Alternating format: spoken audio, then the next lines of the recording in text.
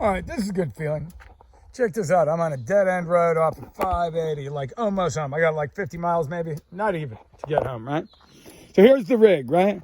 Here is, let's see, tools, which I didn't have, had to buy. And then, I think I don't know, a water filter, stuff like that in there. Foam pad for the hammock. Hammock is in here. Sleeping bag. Then here's where I keep the cold, like when you get cold, you got to have your gloves and your wool, whatever, right?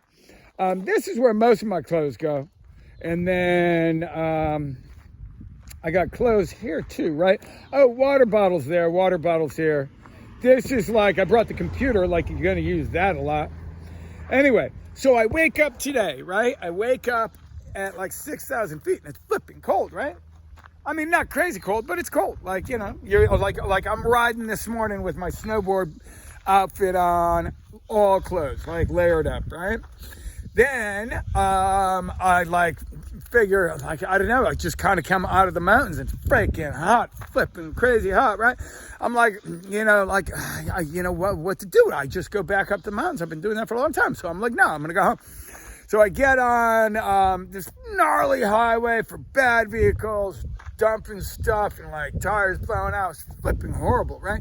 And I find another road, and I like it, and it was really intimidating because you feel kind of small. Like semis can like run you over, you know what I mean? But anyway, now I am just about home, and this is a nice feeling. It's confident, you know, like my confidence has been a bit rattled lately. Like I think COVID's made people like be nasty and mean. I don't know what it is. And when I got like 250 miles to go, and I'm flipping like this horrible, oh my God, they're doing construction on this road, and all the bad like trucks that look like they shouldn't be on the highway are on that road. So I was like, you know, really kind of intimidated. There's a couple times on this trip that I got intimidated. I got lost in the national forest, and the national forest is big. Don't get lost there. I mean, real issue. Down trees, rivers, and stuff like that. Freaked me out. And which is kind of cool in its own way. The whole thing, right?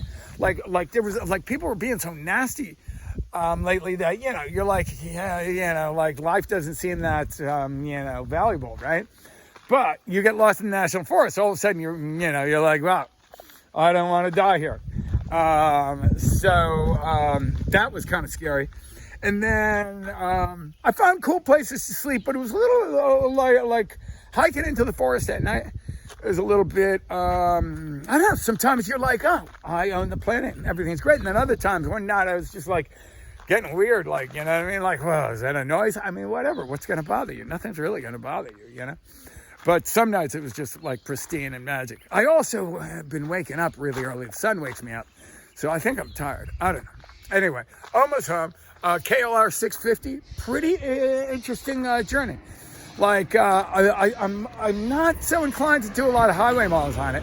Most of the time going through the Sierras, I was just like going slow on beautiful 2-lane roads. The Sequoia National Park, go there and go for a hike through the redwood trees. It's flipping amazing. I promise you, I mean, literally breathtaking. It takes you a while to wrap your head around how flipping big these things are. They're different than Sequoia San Proverans, which are at the coast, which are also absolutely incredible. But that's really cool. Kings Canyon, very cool. Yosemite, go to Glacier Point. I don't know why I never went, but Glacier Point's like the best view. If you're going to climb, you know, the view from the top of Cloud's Rest is probably the best. But Glacier Point, if it's not crowded, probably could get crowded. I slept up there and had the place, you know, not so crowded. But anyway, interesting journey. It's called adventure bikes, I think they call it. It's not a dirt bike. You can't just whip it around. So if you got to go through a flipping river and it falls down, you can't pick it up. You're feeling awkward and all alone. So it's cool. You can take dirt roads. You wouldn't want to take your sport bike on some of the roads that I took this on. But I'm not going to ride it like a dirt bike, you know. And there's not that much room. You know what I mean? Like there really isn't. So this is a luxury. That's a luxury item there. Anyway, lots of fun. That's all.